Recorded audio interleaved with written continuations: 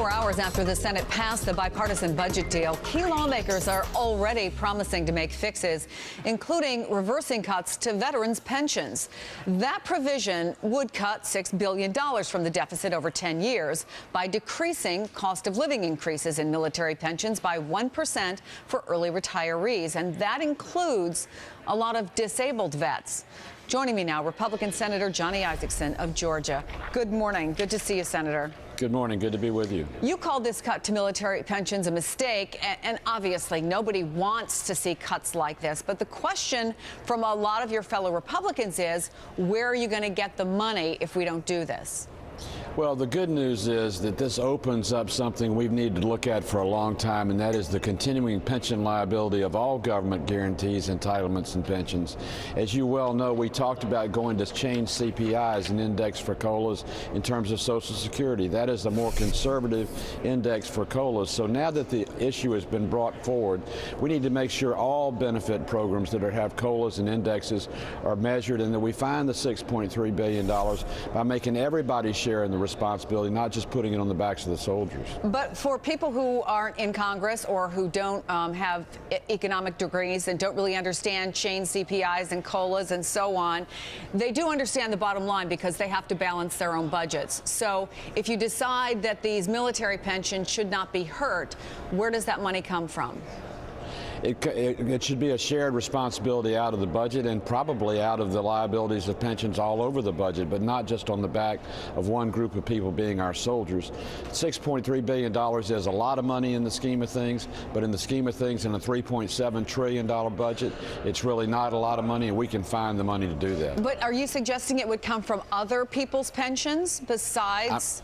No, we're not taking money away from anybody's pension. You're indexing the COLA indexes, and what the resolution yesterday that passed the Senate after the budget passed said that we should put everything on the table, not just the pensions of soldiers, but all benefit programs, all ways to find savings, and find savings that are shared, not just targeted on one American citizen. And obviously, Senator, you're not alone in your criticism of these cuts. We saw Senator Patty Murray, who negotiated the deal, saying she'll work to fix it. Senate Armed Services Chairman Carl Levin promised his committee is going to review the provision in hearings and consider alternatives.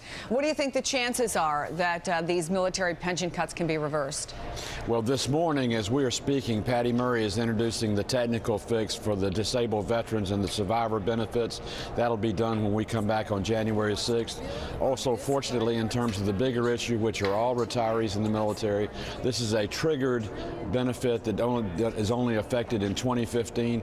We have 2 years, and Carl Levin and John McCain have committed to find the money to adjust that during that 2-year period of time before it ever takes place. You have a record of compromise. You were one of 9 Republican senators who voted with 55 members of the Democratic caucus in favor of the budget bill. You also refused to endorse the effort to block funding for Obamacare back in August. And almost immediately then, a conservative group spent tens of thousands of dollars in radio ads to go after you.